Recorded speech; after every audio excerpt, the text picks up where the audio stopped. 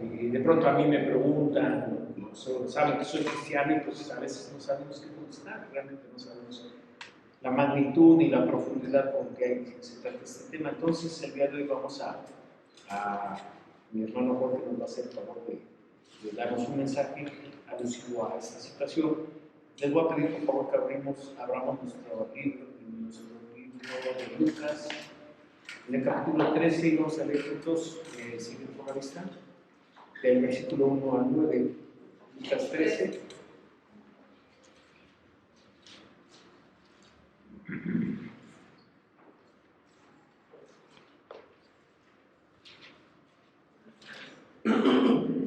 Lucas 13,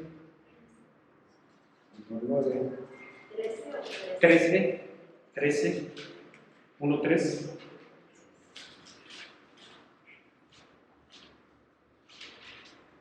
Dice, en este mismo tiempo estaban allí algunos que le contaban acerca de los galileos cuya sangre Pilato había mezclado con los sacrificios de ellos. Respondiendo Jesús les dijo, ¿pensáis que estos galileos, por qué padecieron tales cosas, eran más pecadores que todos los galileos? O digo, no, antes si no os arrepentís, todos padeceréis igualmente. O aquellos 18 sobre los cuales cayó la torre de Siloé y los mató, ¿pensáis que eran más culpables que todos los hombres que habitan en Jerusalén? Os digo, no antes, sino arrepentís, todos pereceréis igualmente. Dios dijo también esta parábola. Tenía un hombre una higuera plantada en su viña y vino a buscar fruto en ella, y no lo halló, y dijo al viñador, he aquí, hace 3 años que vengo a buscar fruto en esta higuera, y no lo hallo, corta, para que inutiliza también la tierra. Entonces respondiendo le dijo, Señor, déjala todavía este año, hasta que yo cabe alrededor de ella y la abone. Y si diere fruto bien, y si no, la cortará después. El mensaje que va a dar mi hermano se titula Buscarme mientras puedas ser hallado. Gracias.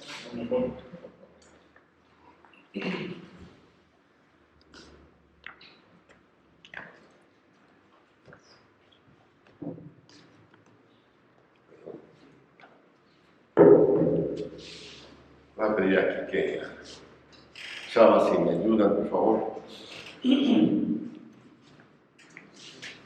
Van a repartir una hojita. Desgraciadamente la tinta no está muy bien, pero espero que se entienda.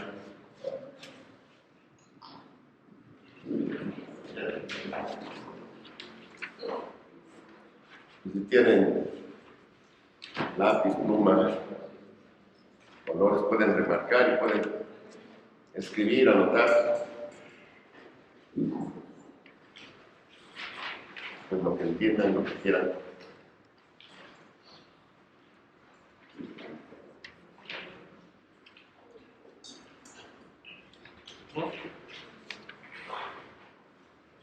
Le recomiendo a Brenda que tome una hojita y también, si va a estar aquí, que anote y compare a ver si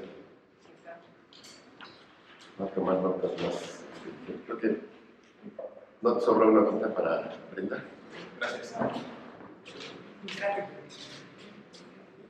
Vamos a orar, hermanos. Vamos a orar.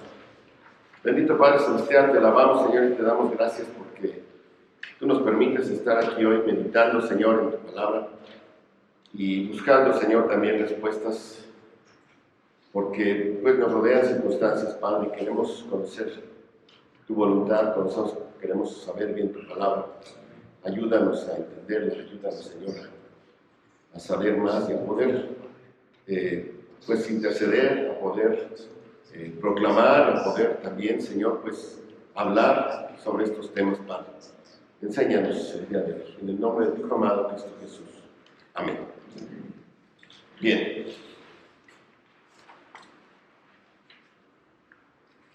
Muchos de los datos que les voy a dar los tomé también de una conferencia que dio el pastor Gary Harvick el 15 de octubre, hace poquito, en su iglesia en Virginia, cerca de Washington.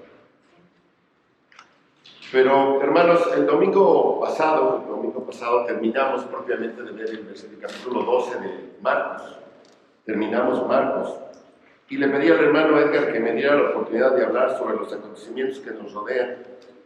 Y en medio de circunstancias complejas y que después se fueron haciendo más complejas todavía, con todo esto del terremoto, particularmente con la muerte de mi amigo, y muchas otras cosas, pues me hicieron pensar en todo esto. Y no quería yo dejar pasar más tiempo, porque quiero hablar a la luz de todo lo que está pasando en nuestro mundo, en particular de las atrocidades que ocurrieron en la tierra de Israel, que estaba en la mente de todos y sigue en la mente de muchos hasta que pasó lo de Acapulco la semana pasada. Pero también entendemos los horrores de esto, lo que pasó, lo que hicieron, y lo que está pasando. Es sin lugar a duda un comportamiento y una conducta inimaginables del ser humano, pero tampoco es nuevo en el mundo, no es la primera vez que pasa. Dicen que lo que pasó, la matanza de judíos que pasó ese día, no había pasado desde el Holocausto, 1945. Hay muchos aspectos y perspectivas sobre lo que está sucediendo en Israel, en el Medio Oriente, en el conflicto y en esta guerra que ha comenzado. ¿Por qué tenemos que tener nosotros como cristianos, como hijos de Dios, nuestra mirada tal vez o estar atentos a lo que sucede en esa tierra tan lejana para nosotros, al otro lado del mundo? Tenemos que considerar que Israel es el reloj de Dios. Israel es el reloj de Dios. La Biblia nos describe al pueblo de Israel desde sus orígenes, en Génesis, su formación, la formación del mundo, y cómo Dios llamó a Abraham para formar un pueblo de ahí. Y a él le dio el pacto y a él le dio esa promesa de que en ti serán benditas todas las naciones. Y desde ahí, y si vemos toda la Biblia, que es la historia de la redención del mundo, Israel está pegado. Israel está pegado. ¿Por qué? Porque ahí de ese pueblo nació Jesús. Ahí en ese pueblo predicó Jesús. Ahí hizo sus milagros.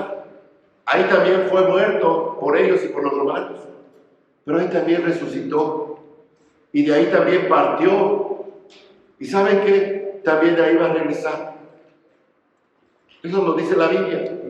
Entonces Israel está metido en medio de la historia de la redención del mundo. Por eso hay que observarlo.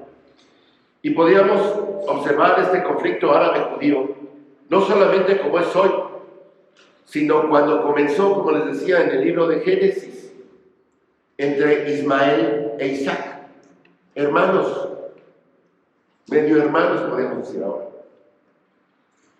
¿verdad? Pues no tenía hijos Abraham, sabemos la historia, ¿verdad? Y Sara dijo, no, pues como yo no, pues allá con mi sierva para que también sea mío. Finalmente, pues por circunstancias humanas, debilidades, carnalidades humanas, pues nació Ismael. Y luego, ¿creen? Nace Isaac, el hijo de la promesa.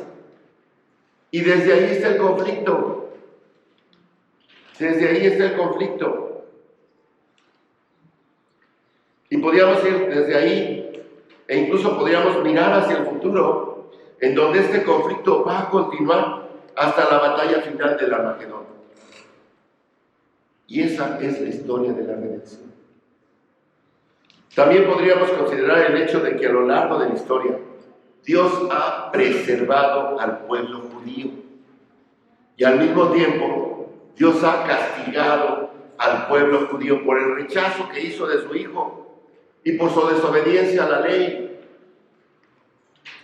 Por eso nuestro Señor miró a Jerusalén y dijo en Mateo 23, si alguno hizo la tarea, lo leyó esta semana, Mateo 23, 38 y 39, dice: he aquí vuestra casa os es dejada desierta.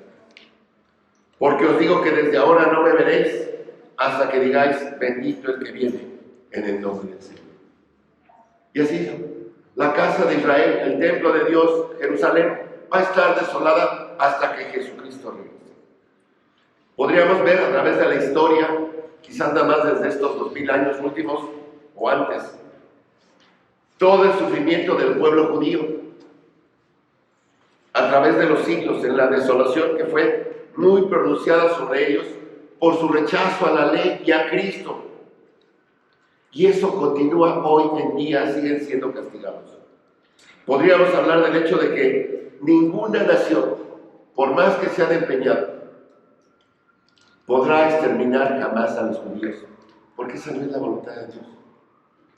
Ustedes pueden decirme dónde están los romanos, los griegos, el imperio persa, los aztecas, los mayas, todas esas grandes civilizaciones que existieron. Están las ruinas, los testigos de que existieron. Los teotihuacanos no saben ni por qué se fueron de ahí. La dejaron limpiecita. Y esas civilizaciones, esos pueblos están extintos. ¿Y los judíos? Ahí siguen. Ahí siguen. Entonces, podríamos hablar del hecho de que ninguna nación exterminará jamás a los judíos. Se ha intentado a lo largo de toda la historia, pero ¿saben qué? No tendrán éxito, porque Dios tiene planes futuros para su salvación y para su reino. También podríamos hablar de la desesperada maldad del corazón humano, de lo que es capaz de hacer. Oímos las atrocidades, no sé si algunos vieron los videos, los bajaron afortunadamente, pero dicen que eran terribles, yo no vi ninguno, gracias a Dios. Pero debemos recordar esto, que matar bebés no es nada nuevo. Es más, ya está autorizado por la Constitución y las leyes de los estados, ¿no? Eso se llama aborto.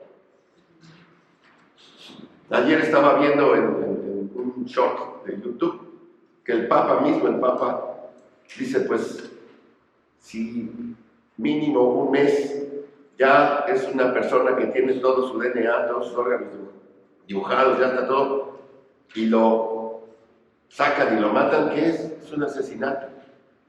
Lo dijo el Papa Francisco. Pues Dios lo dijo desde antes, pero recordemos que eso aquí ya está permitido. Recordemos que el mismo Israel fue culpable muchas veces de ofrecer a sus hijos, a sus bebés, a los ídolos, sacrificando a sus propios hijos a los ídolos. Así que las atrocidades que vimos no son nada nuevo en la vida humana. Podríamos hablar de la desesperada maldad del corazón humano y de cómo llegará tan lejos en su maldad, tanto como la sociedad o la ideología o la cultura lo permitan. También podríamos hablar del hecho de que Israel tiene derecho a tomar venganza, porque muchos se han enojado por la respuesta de Israel hacia Palestina y hacia Hamas. Que cuando te golpean con una agresión tan feroz, el resultado tiene que ser una acción igual o peor. ¿Tienes derecho a tomar represalias? Solo Dios. Pero pienso en 1 Samuel capítulo 30, donde los amalecitas llegaron a la tierra de Israel y se llevaron cautivos a todas las mujeres y a los niños. Los raptaron. Y el pueblo de Israel se reunió colectivamente y los persiguió. ¿Y qué pasó? Rescataron a su gente, sí, pero ¿qué pasó? Mataron a todos. No quedó uno, ¿sí? Los masacraron. Está registrado en la palabra de Dios. También podríamos hablar de lo que hemos estado hablando, muchos temas en Marcos, acerca de la religión falsa. Porque la religión falsa es lo mejor que Satanás tiene, si se puede decir. La religión falsa no es noble, es demónica y satánica, y vemos que eso se manifiesta en el Islam, desgraciadamente. Hablaríamos del carácter del Islam mismo, podemos hacerlo, porque es violento, y el Corán pide asesinato y masacre como expresión de la voluntad de Alá. Y la gente está motivada a hacerlo porque en el Islam, si matas a los infieles o te ofreces como mártir en algún ataque a los infieles, vas al cielo. Y está en su propia literatura. También podríamos hablar del hecho de lo que estamos viviendo ahora en el Medio Oriente. Es un anticipo del Armagedón, de la batalla final que tiene lugar en Israel y en Jerusalén y sus alrededores. Entonces, hermanos, ¿por qué es importante Israel? Como les decía, Israel es centro en la historia de la Biblia. La Biblia registra el pasado de Israel y profetiza sobre su futuro.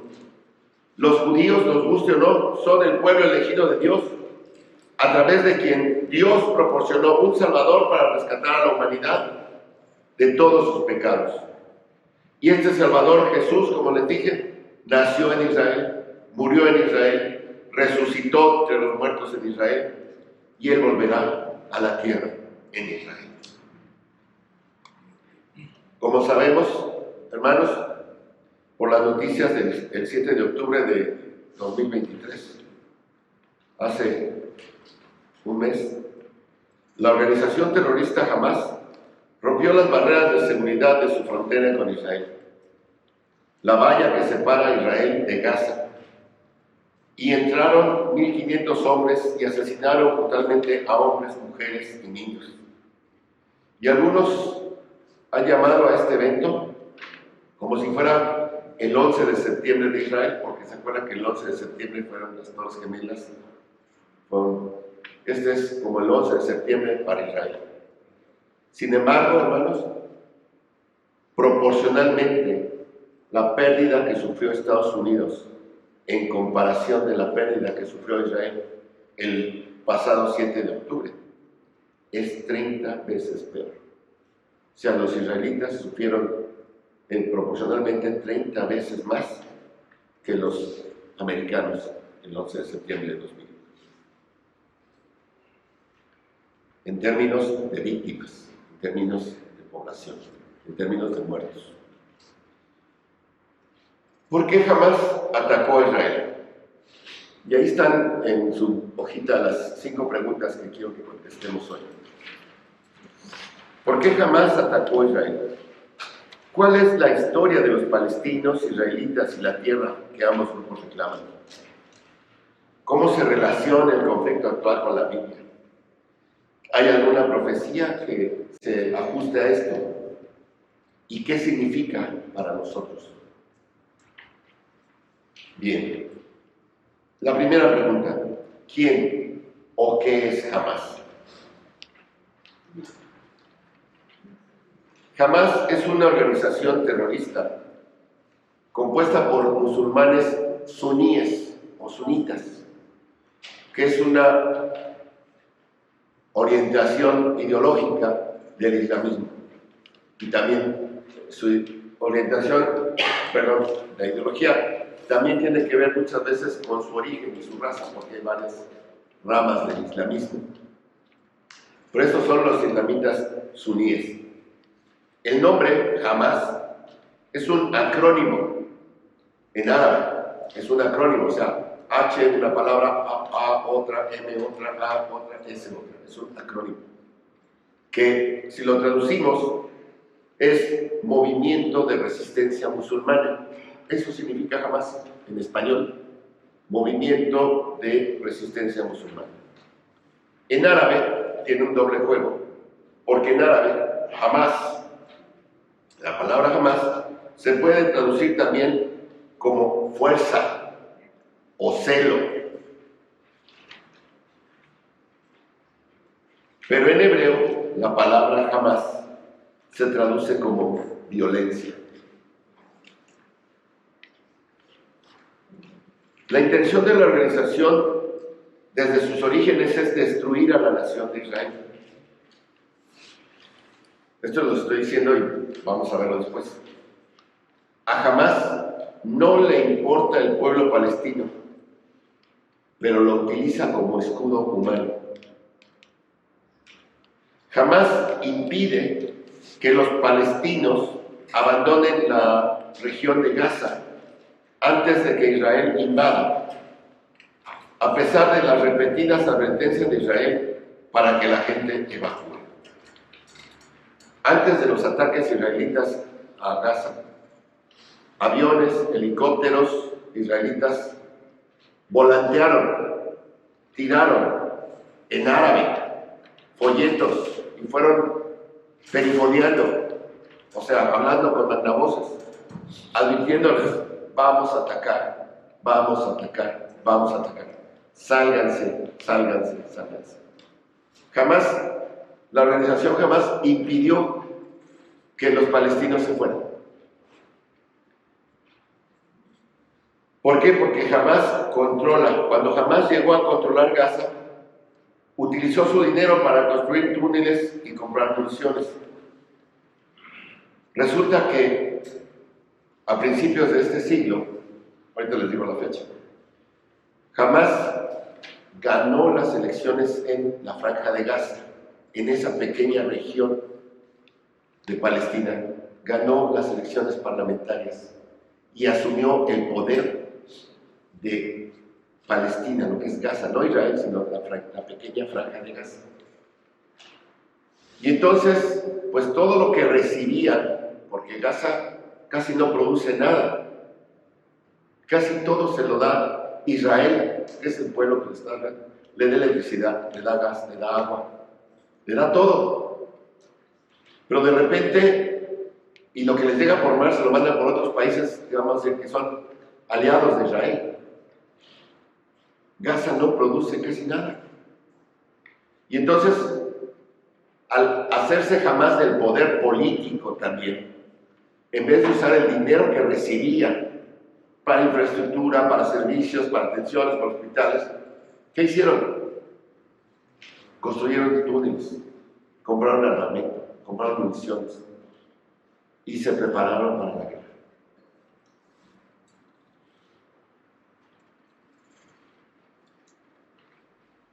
Cuando Hamás entonces llegó a controlar Gaza, utilizó este dinero para construir túneles y comprar municiones. Y por esa mala administración y ese mal gobierno, Hamás tiene la culpa de la mala vida del pueblo palestino, que está en condiciones paupérrimas y aislamiento. ¿Cuándo inició Hamás?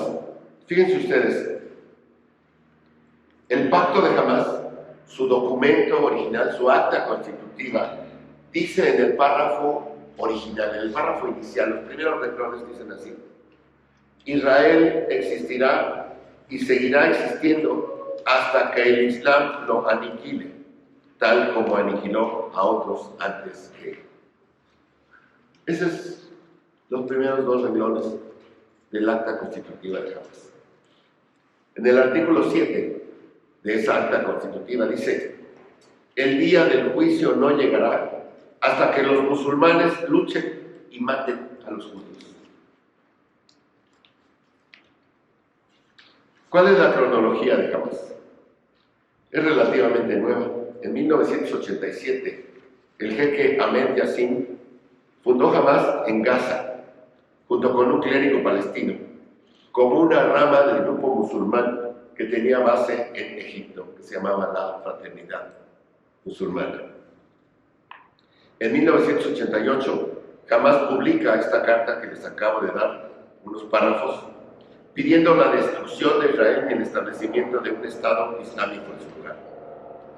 En 1991 se establece el ala militar, o sea, la milicia de Hamás, las brigadas Isedim al-Qassam, así se llama el ejército de Hamás. En 1993, Hamás inició atentados suicidas con bombas en Israel, justo antes de los acuerdos de Oslo. Estos acuerdos fueron los que dieron autonomía a la autoridad palestina y limitaron la Franja de Gaza y Cisjordania. En 1997, Hamás fue designada organización terrorista por Estados Unidos junto con docenas de otros países, en respuesta a las medidas del grupo apoyadas por Irán, como el uso de explosivos, cohetes y armas nucleares, junto con atentados suicidas y secuestros utilizados en Israel. Hace poco mi hija me decía que no sabía que la mamá de Óscar Ortiz de Pinedo y su hermana habían muerto en un secuestro por este grupo.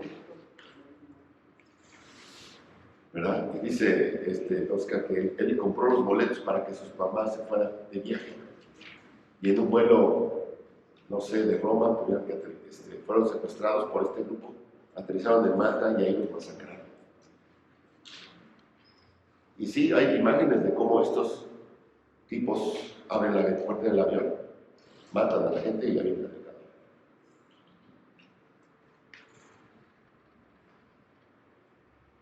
En 1997 jamás fue designada organización terrorista, como les digo.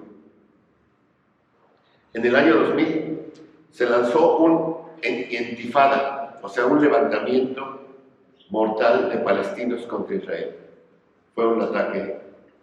En 2005, Israel evacuó todas sus tropas y colonos de Gaza y construyó una valla de seguridad alrededor de Gaza por seguridad nacional.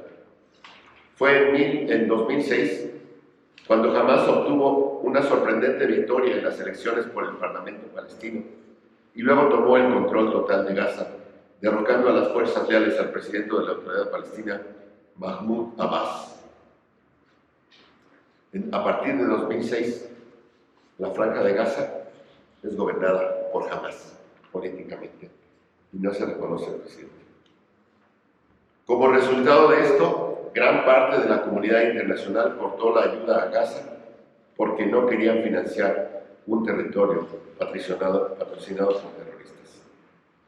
Y como sabemos, el 7 de octubre de 2023, los terroristas de Hamás atravesaron la valla de seguridad alrededor de Gaza y 1.500 terroristas entraron en Israel y atacaron y masacraron y secuestraron a judíos y no judíos en el peor asesinato en masa de judíos desde el Holocausto.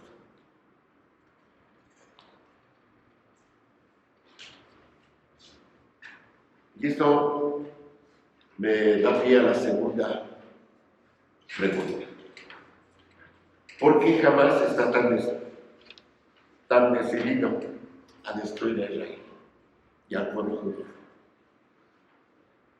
El elemento espiritual, hermanos, tanto el pueblo judío como el islámico son del linaje de Abraham.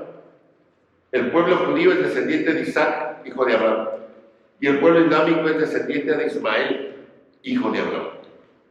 Los dos personas, los dos grupos, son hermanos que han estado enfrentados entre sí desde que surgió el conflicto registrado en Génesis. Y desgraciadamente vemos cómo Satanás incita al antisemitismo, es decir, el odio hacia los judíos. Apocalipsis 12:4. Dice la palabra de Dios: y el dragón se paró enfrente a la mujer que estaba para dar a luz, a fin de devorar a su hijo tan pronto como naciese. Identificamos que el dragón es Satanás, que la mujer es Israel y el niño es Jesús.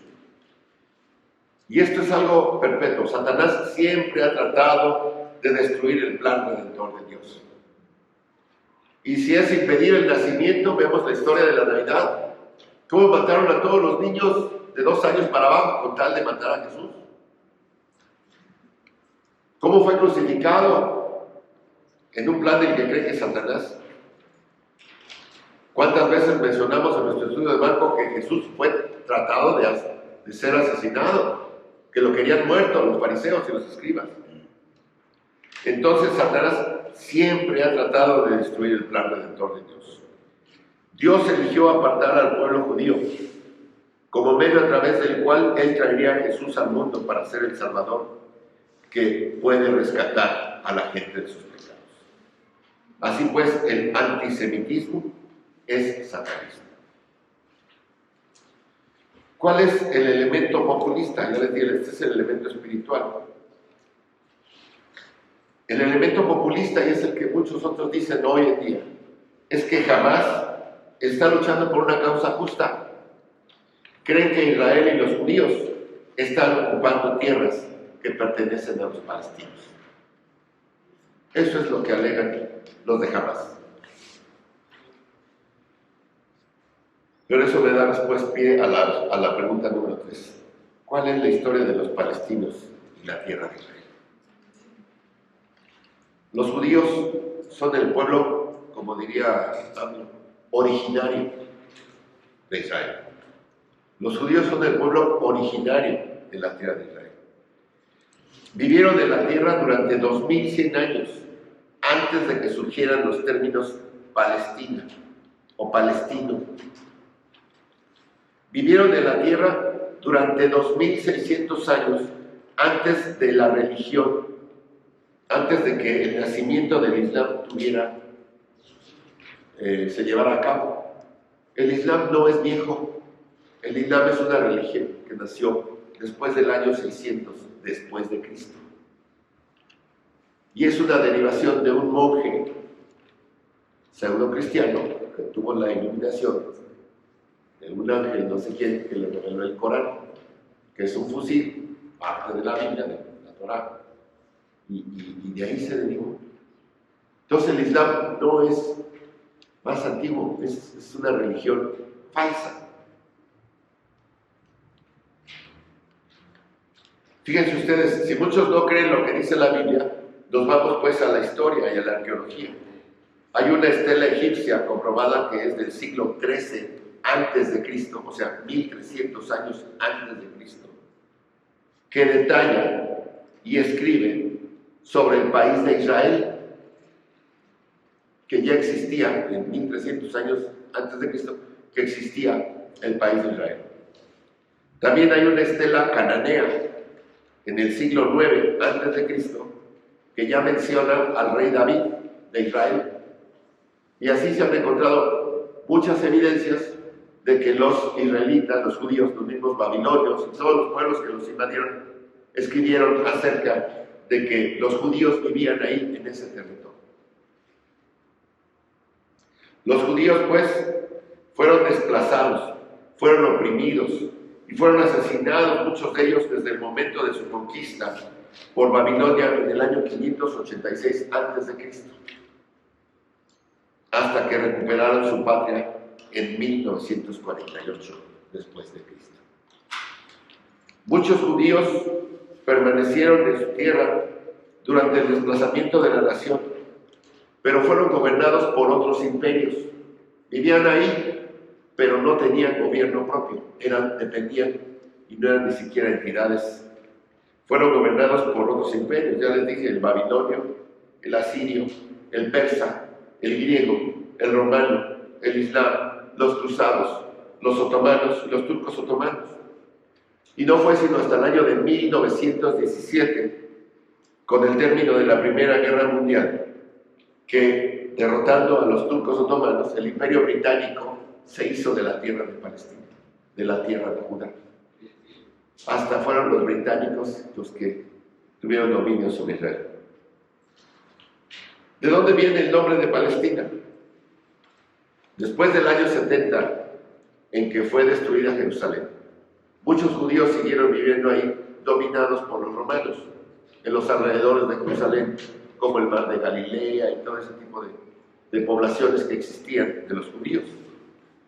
Pero en el año 135 después de Cristo, el emperador Adriano Romano tuvo otra revuelta judía y siguió matando judíos y esparciéndolos, y rebautizó a la tierra, la provincia de Judea, que así se llamaba por los judíos, como Palestina. Fue Adriano el que le dio el nombre del año 135 después de Cristo. Mucho después, tal vez miles de años después de que los filisteos fueron exterminados por los judíos. Hasta entonces, porque muchos dicen que ahora Palestina viene de Filistea. No es cierto.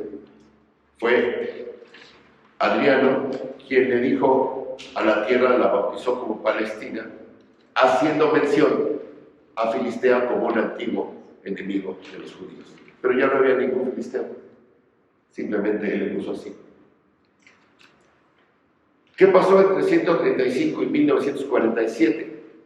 Tanto judíos como árabes vivían en esa tierra, y muchos nacieron ahí entre estos años, y obviamente son conocidos como palestinos.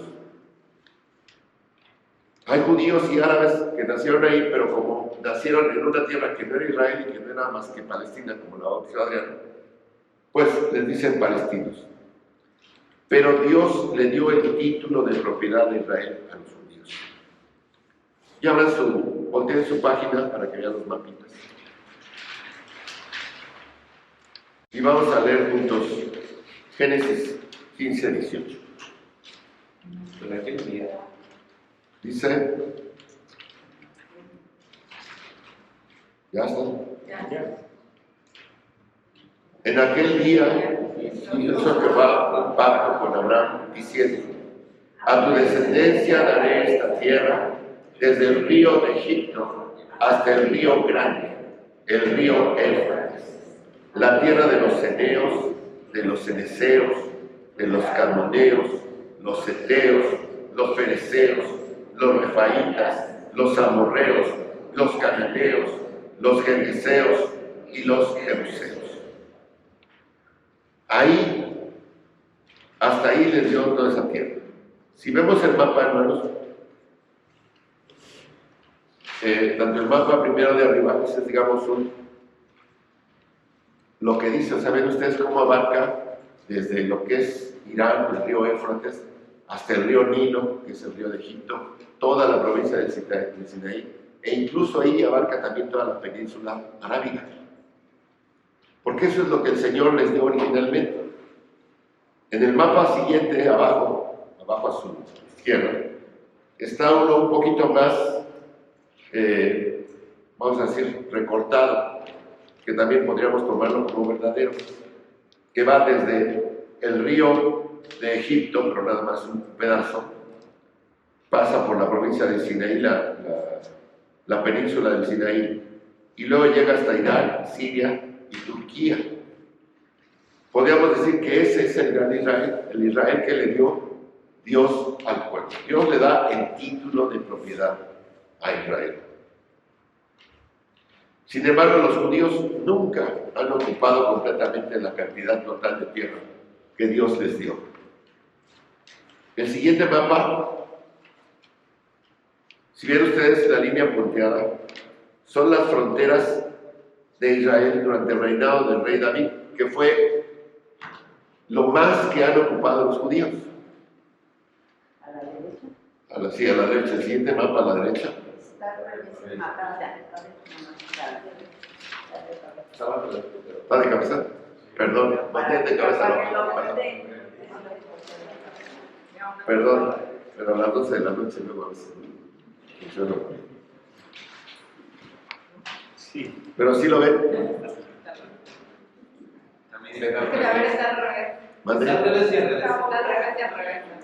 Sí. Está como negativo. Bien. A ver, y el siguiente. El de abajo. Tras la victoria británica sobre los turcos otomanos en la Primera Guerra Mundial, los británicos decidieron devolver una parte de la tierra a Israel a través de la declaración de Balfour, en 1917. Ese creo que sí está derecho. Esa tierra, eso es lo que le daban finalmente. Vean ustedes ahí, parece que están los tres registrados. Está el gran Israel, lo que el rey David pudo tener, y después lo que los británicos dijeron que iba a ser Israel, donde está Jerusalén. Y eso es lo que pretendía la Gran Bretaña regresar. Sin embargo, en 1922, la familia Hussein, ¿han oído hablar del nombre de Hussein? Bueno, la familia Hussein se opuso a la declaración de Balfour y Gran Bretaña rescindió la oferta de Israel y dividió el territorio en Transjordania o Cisjordania y Palestina. ¿Qué fue? ¿Quién hizo esto? Winston Churchill. En 1922 Winston Churchill no era primer ministro, pero era el ministro de Asuntos Exteriores de la Gran Bretaña. Y él, en medio de la discusión con la familia Hussein, le dijo, bueno, pues ¿qué te parece que trazamos la línea del río Jordán? Y del río Jordán hacia el mar, ese es Israel, y de aquí para allá sigues teniendo tu territorio. Por eso dicen Transjordania, más allá del río Jordán. Y entonces así fue como acordaron Churchill y Hussein que quedaría Israel. Y eso es lo que en 1946 quedó marcado. En 1948, la tierra que comprendía Palestina fue devuelta a los israelitas, convirtiéndose en lo que conocemos hoy con el Israel moderno. Entonces, hermanos, ¿qué conclusión tenemos de esta pregunta? Que Israel tiene derecho a la tierra. Si le dicen, no, es que ellos llegaron en 1948, no es cierto. Aquí están los factores históricos, arqueológicos, que Israel es dueño de esa tierra y mucho más desde hace más de 2500 años. Y que no había ni palestinos ni judíos ahí antes del año 135 después de Cristo, porque era territorio judío. Y son hechos históricos. Entonces, hay por ahí circulando muchos enojados y molestos, ¿verdad? Porque los judíos están cometiendo atrocidades. A lo mejor sí, no estoy a favor de eso. Pero están defendiéndose de una tierra que sí les pertenece, eso es lo que sí les quiero decir. La tierra de Israel sí le pertenece a los judíos. Hermanos, es el único pueblo en todo el mundo que tiene título de propiedad. México tiene escrituras de México. Estados Unidos tiene escrituras de México. No, ya estaríamos peleándonos por Texas, Nuevo México, Arizona y California, ¿no? Nos conviene que nos regresen ese territorio. O Inglaterra estaría peleando en Nueva York y las 13 colonias. O España, si nos estuviera peleando a México, pues era territorio mío. Pero hermanos, Israel es el único que tiene escrituras, que tiene título de propiedad. Génesis 15, ahí está su título de propiedad. Se lo dio Dios. ¿Por qué? ¿De quién es la tierra? De Jehová es la tierra y su plenitud, el mundo y los que en él habitan. Entonces tenemos argumentos. Entonces, ¿por qué hay tantos jóvenes y adultos jóvenes y gente que no conoce en todo el mundo que apoya la causa palestina ahora? Mucha gente que apoya la causa palestina y muchos están en contra de las atrocidades que está haciendo Israel. ¿No es así? Lo que quieren hacer creer, Fíjense que una característica de los millennials y los que están un poquito antes de los millennials, es una generación que le gusta tener todo rápido, todo así, todo fácil. Y se sienten compasivos, se sienten empáticos, que aceptan todo, que prueban todo, y por eso están como están. ¿Sí o no? Esas generaciones que tienen un corazón compasivo hacia las causas perdidas, hacia los discapacitados, también. Pero usted es el fundador del Teletón, es uno de estos, y está bien, ¿no? Entonces, están en contra de los que están en desventaja, están a favor de los que están en desventaja. No hacen mucho. Ya están el Citizen Go, lo que llegan, y votemos, y levanta, y dale un like. Eso es lo más que hacen. Dale un like a los palestinos. ¿Sí o no? Están muy empáticos con eso. Porque quieren luchar contra injusticias, como la trata de personas, que está bien, contra el hambre del mundo. ¿Se creen Miss Universo, no? World Peace. Y es una actitud de compasión que es buena, pero debe equilibrarse con la correcta comprensión de lo que está pasando.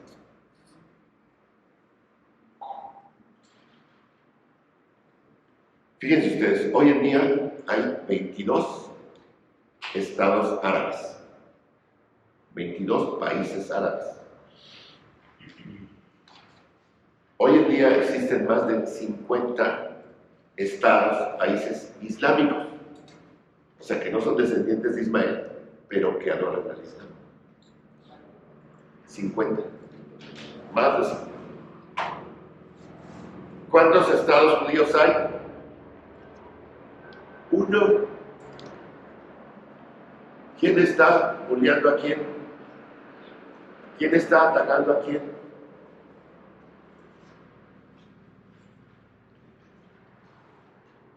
Hermanos, no tenemos que defender cada acción tomada por el pueblo judío, porque entendemos que están en su derecho de defenderse y sabemos que algunas cosas no están correctas. Pero el pueblo de Israel está defendiendo tierras que son suyas. Así que si alguien también les dice que el pueblo de Israel está aprovechándose y está invadiendo y está colonizando, no, ellos eran su tierra, están defendiendo. Segundo, ¿cuál es la causa correcta? ¿Cuál es la causa real? ¿Cuántas personas, y vemos lo que ocurre aquí en México muchas veces, hermanos, cómo hay gente que sale a defender en las marchas ahí en Reforma o aquí en el centro y simpatiza con el movimiento LGBT, no sé qué tal. Y ahí van con sus pancartas y se visten de blanco, de arcoíris, ¿no? ¿Cuánta gente hay que simpatiza con aquellos que están marchando en pro del aborto? O en pro de lo que le llaman la liberación femenina, o en pro del matrimonio igualitario, y van nada más porque ni saben qué están haciendo, porque les dicen que es una causa justa y no saben ni siquiera evaluar, no tienen en su mente la capacidad de evaluar lo que es bueno y lo que es malo, porque no conocen a Dios, punto. Y ahí van como borregos, y así hay muchos el día de hoy que están apoyando la causa palestina sin saber realmente lo que está pasando. Ahora, hermanos, yo sí estoy pues preocupado por la gente de Gaza, cómo han sido víctimas tanto de Hamás como de los israelíes. Están en medio de ese conflicto y están siendo aniquilados. Es una realidad. Es una realidad. Ojalá y las naciones puedan hacer algo, pero las Naciones Unidas simplemente no quieren reconocer que Hamás es una organización terrorista. Y le están pidiendo a Israel que le baje 2 rayitas.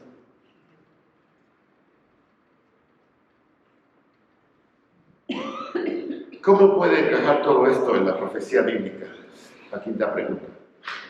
¿Cómo puede encajar todo esto en la profecía bíblica sobre el fin de los tiempos? Voy a leer Ezequiel 38 del 1 al 6. Ezequiel 38 del 1 al 6.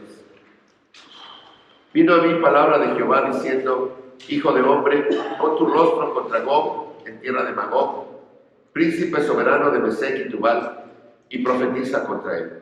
Y di: Así ha dicho Jehová el Señor: He aquí yo estoy contra ti, oh Gog, príncipe soberano de Mesec y Tubal. Y te quebrantaré, y pondré garfios en tus quijadas, y te sacaré a ti y a todo tu ejército, caballos y jinetes, de todo en todo equipados, gran multitud con paveses y escudos, teniendo todos ellos espadas. Persia, Cus y Fut con ellos, todos ellos con escudo y yelmo. Gomer y todas sus tropas, la casa de Togarma, de los confines del norte, y todas sus tropas, muchos pueblos contigo. Todos los estudiosos de la palabra saben, y no voy a explicarles ahorita porque no tenemos tiempo, que Magog representa Rusia, lo que era antes la Gran Rusia. Y dice que se unirán 5 naciones del norte para venir contra Israel. Claramente hay un nombre que sí conocemos, que es Persia, lo que es hoy Irán. Persia se llamaba Persia hasta 1940 y tantos, también antes de la Primera Guerra, después de la Primera Guerra Mundial. Y después ya le cambiaron el nombre a Irán. Y hasta 1978, Irán era aliado de Estados Unidos, donde el Shah de Irán. ¿Se acuerdan que hasta se vino a refugiar aquí a Cuernavaca?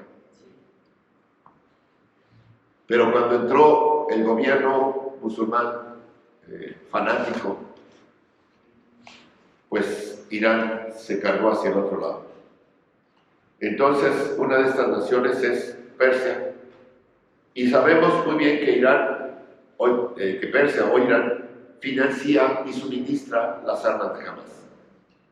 También dice el pasaje que ninguna otra nación acudirá en ayuda de Israel. Entonces, si yo me pongo a ver, puedo ver que el conflicto entre Israel y Hamas vino del sur, no del norte, como dice la profecía. Y que Israel actualmente tiene el apoyo, cuando menos, de Estados Unidos y de otras naciones en sus esfuerzos por defenderse. Y esto me indica que aún no estamos en los acontecimientos descritos en Ezequiel 38. Pero podríamos ver en un futuro cercano varios escenarios. Por ejemplo, si las naciones del norte comienzan a entablar batalla y Estados Unidos deja de respaldar a Israel en el conflicto, esos eventos sí podrían indicar la profecía de Ezequiel 38. ¿Y qué está sucediendo ahorita en el mundo? Fíjense, les decía, el lenguaje hacia Israel entre los líderes mundiales ha estado cambiando. Algunos le están diciendo entre las Naciones Unidas, bájale a tu respuesta, ya no hagas lo que estás haciendo, ¿verdad? Y esto podría causar que muchos se echaran para atrás de respaldar a Israel. Porque les digo, la ONU se niega a calificar de terrorista a Hamas y presiona a Israel para que no sean duros. Pero ¿qué tenemos? Que Estados Unidos también está enfrentando muchas amenazas a nivel mundial. Déjenme decirles unas tristemente, es la frontera sur de Estados Unidos, por donde se le están colando todos, terroristas y no terroristas, traficantes y no traficantes. Tiene un conflicto ahorita entre Ucrania y Rusia. Tiene el problema que está desencadenando con Singapur, Taiwán y China. O sea, no la tiene fácil. Estados Unidos va a tener que, en un corto tiempo, tomar decisión de en dónde va a poner sus fuerzas. No creo que tenga capacidad de todo. Y además, hermanos, ¿qué pasa entre Ezequiel 38 y Ezequiel 39? Lo que viene es el rapto de la iglesia. Lo que viene es el rapto de la iglesia. Y lo que les quiero decir es que ni Ezequiel 38 se ajusta perfectamente a esto. No es una manera ortodoxa, ni podríamos decir que esto es lo que está pasando. No es el principio del Armagedón, todavía no. Pero algo está pasando en el reloj de Israel. Y entonces yo decía, bueno, ¿quién pues me puede explicar esto bien? Pues ¿quién cree? Jesucristo. Y por eso leímos Lucas 13 del 1 al 9, que se los voy a volver a leer. Dice Lucas 13 del 1 al 9. En este mismo tiempo estaban allí algunos que le contaban acerca de los galileos, cuya sangre Pilato había mezclado con los sacrificios de ellos. Respondiendo Jesús les dijo: ¿pensáis que estos galileos, porque padecieron tales cosas, eran más pecadores que todos los galileos? Os digo, no. Antes, si no os arrepentís, todos pereceréis igualmente. O aquellos 18 sobre los cuales cayó la torre en Siloé y los mató, ¿pensáis que eran más culpables que todos los hombres que habitan en Jerusalén? Os digo, no. Antes, si no os arrepentís, todos pereceréis igualmente. Dijo también esta parábola. Tenía un hombre una higuera plantada en su viña, y vino a buscar fruto en ella, y no lo halló. Y dijo al viñador: he aquí, hace 3 años vengo a buscar fruto en esta higuera, y no lo hallé. Córtala. ¿para qué inutiliza también la tierra? Él entonces, respondiendo, le dijo: Señor, déjala todavía este año, hasta que yo cabe alrededor de ella y la abone. Y si diere fruto, bien, y si no, la cortarás después. Dijimos que acabamos de terminar Marcos capítulo 12. En Marcos capítulo 12 estamos en el día miércoles, cuando Jesús enseña en el templo. ¿Y qué creen? Esto que les estoy diciendo también pasó el miércoles. Marcos no lo registró. Pero aquí Jesús también está en el templo enseñando. Si no, vean el capítulo anterior, el capítulo 12 de Lucas, y vean lo que sigue. Jesús también está enseñando en el templo. Jesús, el martes anterior había maldecido la higuera, y ese día en la mañana la había visto seca. Y cuenta esta parábola. ¿Qué está diciendo Jesús? Jesús está enseñando. Es parte del mismo día que nos narra Marcos 12, por eso también quería hablar de esto. Sabemos que en el pueblo de Israel, y mucha gente cree que la salvación es por obras. Si me porto bien, me va bien. Si me porto mal, me va mal. Y es el karma. ¿Y los cristianos creen en el karma?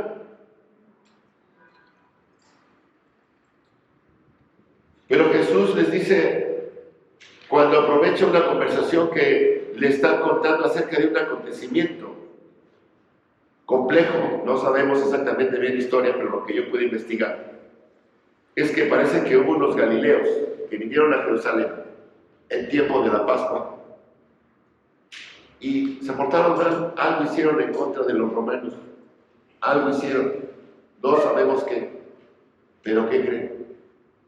Pilato los agarró en el templo y ahí mismo los ejecutó. Mientras ellos estaban ofreciendo sacrificios, por eso seguramente era la Pascua, mientras ellos estaban haciendo sacrificios, llegaron los romanos, los soldados de Pilato, y se los echaron, los masacraron.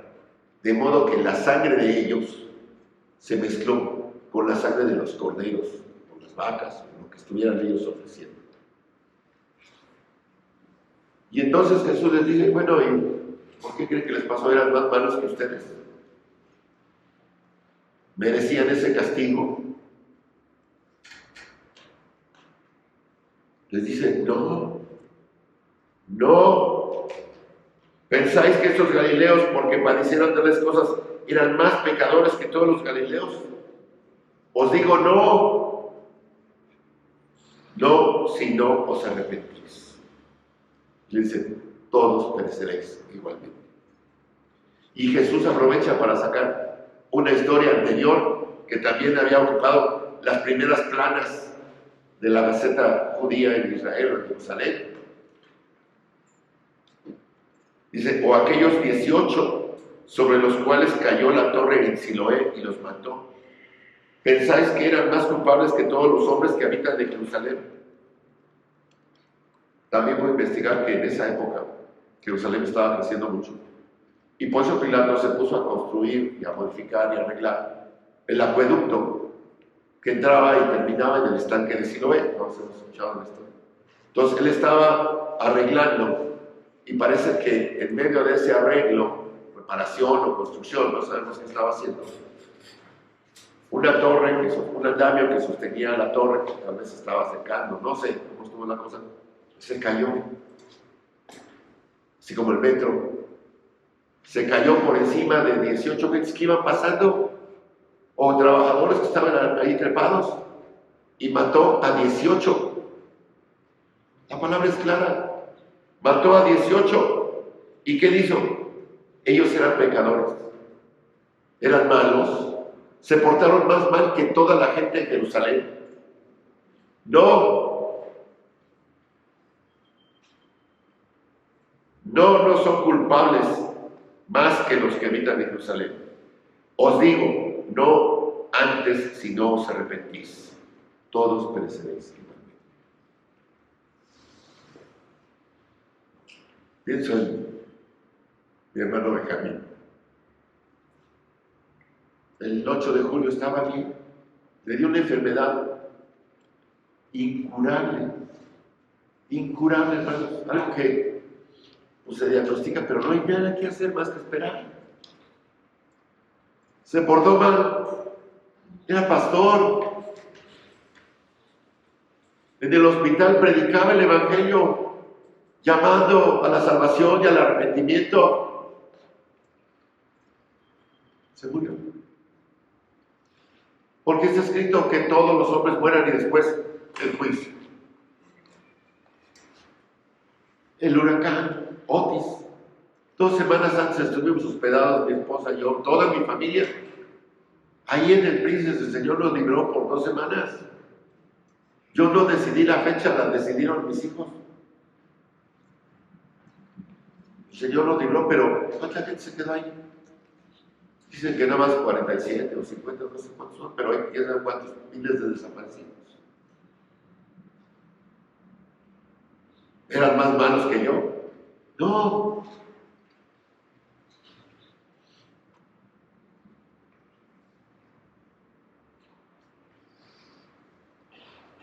Jesús remarca la necesidad de que todos debemos arrepentirnos. Arrepentíos, si no pereceréis. ¿Y qué es el arrepentimiento en realidad, hermanos? Ya les platicaba yo la anécdota que me pasó a mí. Cuando me pasé de largo de lo que andaba yo buscando, y pregunto, y me dice claramente la persona a la que le pregunté, ¿dónde está el número 3? Ah, pues mire, ve ahí el de todos. Ahí se arrepiente. Así me dijo. Se arrepiente y se regresa y está como 2 cuadras para allá. Así. Eso es arrepentirse. Volverse del mal camino y enderezar el camino. Cambiar de actitud. Reconocer que estoy mal. Pedir perdón. Hermanos, ¿qué me indica todo este conflicto? El Señor está cerca y el Señor nos está dando chance de que todavía no viene. Dice la palabra que el Señor no retarda su regreso, más que por compasión y por amor a nosotros.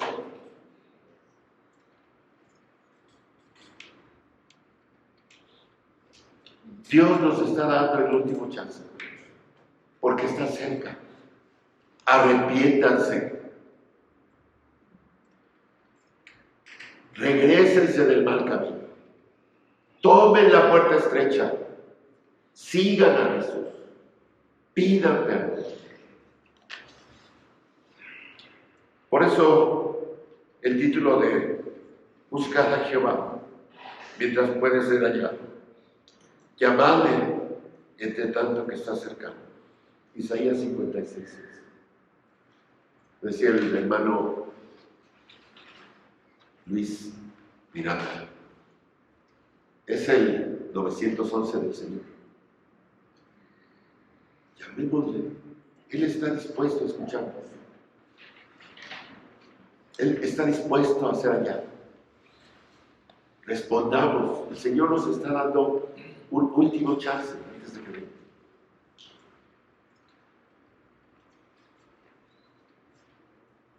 Mucha gente viene y dice, ay hermano, le pido que ore por el hermano Benjamín. ¿A qué? Ella está con el Señor. No estoy seguro que está bien. ¿De qué ella está con el Señor? ¿A qué oro por él? O bien, es que fíjense que murió tal, si puede orar por el muertito. ¿No? ¿A qué? Es como cuando yo hago un examen, los alumnos de mi esposa hacen un examen, sacan 2 o 3. Ya están hablando. Ay, ¿cómo podría yo subir de calificación? Pues no se puede. Cuando uno se muere, hermanos, y no sabemos cuándo nos va a tocar, nadie la tiene segura. Ya no hay nada que hacer. Aquí tenemos la oportunidad de salir. Aquí tenemos la oportunidad de recibir salvación. Aquí tenemos la oportunidad de arrepentirnos y pedir perdón. Después ya no hay. Y no sabemos si va a haber un mañana.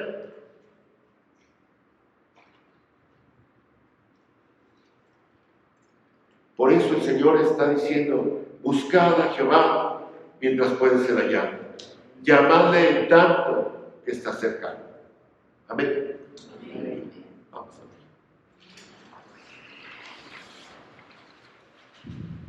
Bendito Padre Celestial, te alabamos, Señor, y te damos gracias por tu amor y tu misericordia, Señor. Porque todos estos acontecimientos que nos rodean, Señor, también nos dan muestra de tu amor y tu misericordia. Señor, y te damos gracias por las oportunidades que nos has dado y que nos estás dando. Te pedimos que podamos aprovecharlos, que tu Espíritu Santo nos permita, Señor, enderezar siempre el camino y estar obedeciéndote, siguiéndote, Señor, comprometidos con tu amor, con tu poder, con tu voluntad, Señor, sabiendo que eres nuestro Salvador, teniendo esa certeza, Señor, de la vida eterna. Te alabamos y te damos infinitas gracias. En el nombre de tu Hijo amado Cristo Jesús. Amén.